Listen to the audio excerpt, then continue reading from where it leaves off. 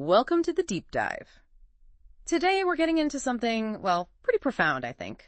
This idea of learning as if you're building a legacy. For you listening, it's really about shifting gears, right? Moving away from just the day-to-day, the quick wins. Yeah, the short-term stuff. Exactly. And thinking more about creating something with, real staying power, something that echoes. And the sources we looked at this week really break this down into, 7 key areas? Yes, 7 core principles, and that's what we're going to unpack today. That's right. We've got material covering quite a range from thinking in decades, not just days or weeks, to how your reputation can actually work for you, almost like a multiplier. And even the surprisingly difficult skill of saying no effectively. So the aim today is really to pull out the core insights, see how these principles offer a kind of framework, something tangible for building something lasting, whatever field you're in. Okay, let's dive in. Yeah. The first one that really jumped out at me was think in decades, not days. It's such a simple phrase, but it implies a massive shift from, say, a typical 5-year plan. We're talking way further out. Absolutely. It forces you to ask a different kind of question, doesn't it? Like, what's the real long-term resonance of what I'm doing now? The echoes, like you said. Exactly. It's about the echoes, not just the immediate bang. And when you start looking through that lens, it really changes how you weigh your options, your decisions day to day. How so? Well, a quick win might suddenly seem less appealing if it, potentially undermines something bigger you're trying to build over, decades. Right. And for anyone listening, this applies to learning too. Are you grabbing info that's useful today? Or are you seeking knowledge that builds and serves you for years, maybe even a lifetime? It's like choosing between planting, annual flowers versus an oak tree.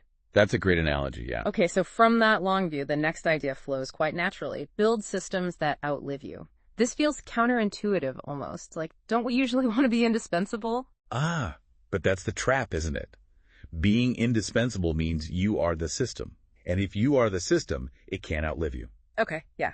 Makes sense. So this is about making that crucial pivot, moving from being the person who does everything, the go-to. The bottleneck. Often, yes. Yeah. The bottleneck. Moving from that to being the architect, the person who designs the processes, the structures, the teams, the tools that can actually work effectively without you needing to be constantly involved. So things like standard operating procedures, playbooks. Exactly. Clear, repeatable playbooks. Yeah. Building a team that's truly capable and empowered, maybe developing or implementing tools that just make things run smoother. The goal is designing for consistent results, independent of you. So it really is about scaling your impact beyond what you personally can deliver. Precisely. You remove yourself as the limiting factor. If everything relies on your execution, it's capped by your time, your energy. Systems allow for scale, for endurance. That's fundamental to legacy. This connects really well to the next point. Make your reputation a distribution engine. I love that phrasing. It's a powerful concept, isn't it? It highlights how a consistently strong reputation isn't just, nice to have. It actively works for you. It becomes a form of leverage. How does it become a distribution engine, though? Well, think about it. When you consistently show up with expertise, with reliability, when your actions align with what you say you value, people notice.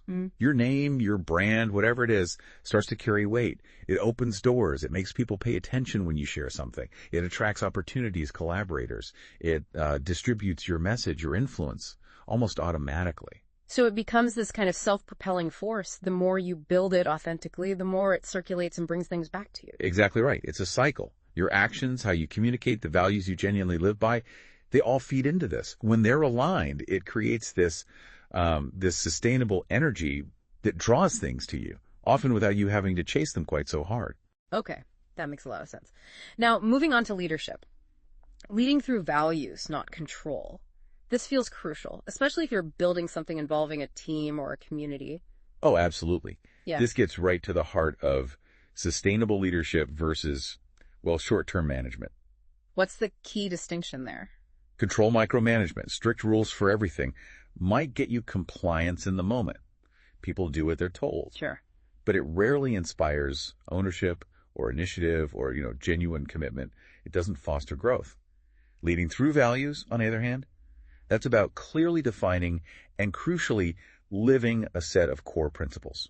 So you're giving people a why and a how rather than just a what. Precisely. You're providing the compass, not the turn-by-turn directions for every single step. When people understand the shared values, the underlying purpose, they can make good decisions autonomously, they know how to act, even in new situations. And that allows the right kind of behavior to scale. Exactly. It shifts from top-down commands to a shared commitment.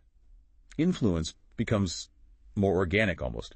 Viral, you could say, because it's rooted in something meaningful. That's how you build resilient teams, resilient organizations, things that can weather storms. Which I guess leads us nicely into learning to multiply, not just add. This isn't just about working harder or longer hours, is it? Not at all. That's the adding trap. More effort in, proportionally more output out. Linear growth. Right. Multiplying is about leverage. It's strategic. How do you get significantly more output without proportionally increasing your direct input? Okay, so how do you do that? What are the multipliers? Well, the sources point to a few key ones. People empowering the right people. Systems like we just discussed. Efficient processes. Media leveraging platforms to reach many. And capital using money strategically to enable growth. So it's about finding those leverage points. Yes. Think of it like, instead of being the only person rowing the boat and just trying to row harder and harder, figure out how to build a sail to catch the wind, or maybe build more boats with capable crews. It's about being the architect, the strategist, not just the engine. That architect versus engine idea is really sticky. Okay, so you're multiplying impact. What about making sure it lasts? That brings us to designing for transferability. Yeah, this one is fascinating. It really gets to the core of what legacy means. It suggests that a true legacy isn't just what you build, right, but what others can do with what you've built after you're gone or after you've moved on. So it's about setting things up so others can pick up the torch. Exactly.